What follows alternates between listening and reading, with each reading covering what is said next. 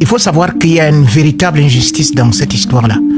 Tout le monde a vu, le football, c'est d'abord un joueur qui se démarque. C'est un joueur qui apporte du plaisir. Et chaque fois, Xavier Barré nous a raconté ici que ça ne valait pas la peine peut-être qu'on donne des ballons d'or tout simplement à Cristiano Ronaldo, même s'il marque tous les buts du monde. Mais que le football, que Lionel Messi apportait, la joie, les dribbles, les feintes, que c'est ça qui faisait le spectacle. Que le football, c'est le spectacle. On a justifié les 8 ballons d'or de Lionel Messi sur des spectacles. Nous avons donc quelqu'un qui nous ramène le football original, authentique du Brésil. C'est-à-dire Vinicius, où le jeu est un amusement, où le jeu est un spectacle, où le jeu fait beau à voir. Et on me fait comprendre que non, ce n'est plus lui, c'est un milieu de terrain qui, me dit-on, aurait été éblouissant. Mon cher confrère, je vais juste vous dire une chose.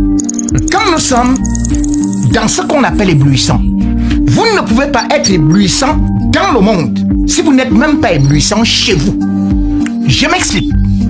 En première ligue, le meilleur joueur est élu par les journalistes qui suivent tous les joueurs qui évoluent là-bas.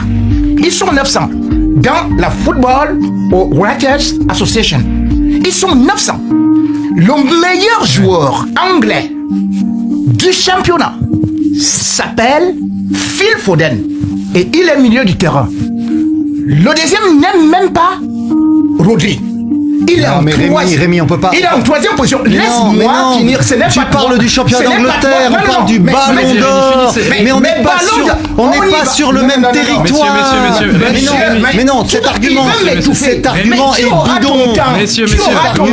bidon. Mais non, mais il y a un moment il faut dire les choses.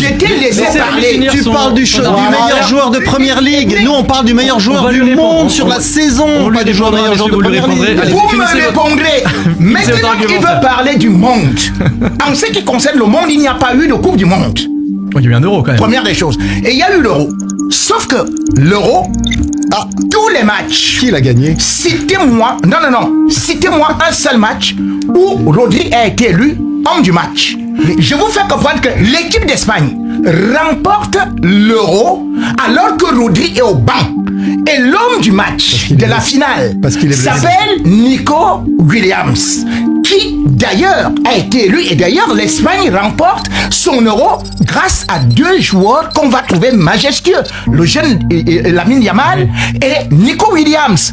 Comment vous voulez me dire que Carvajal, qui lui a été, par exemple, en Ligue des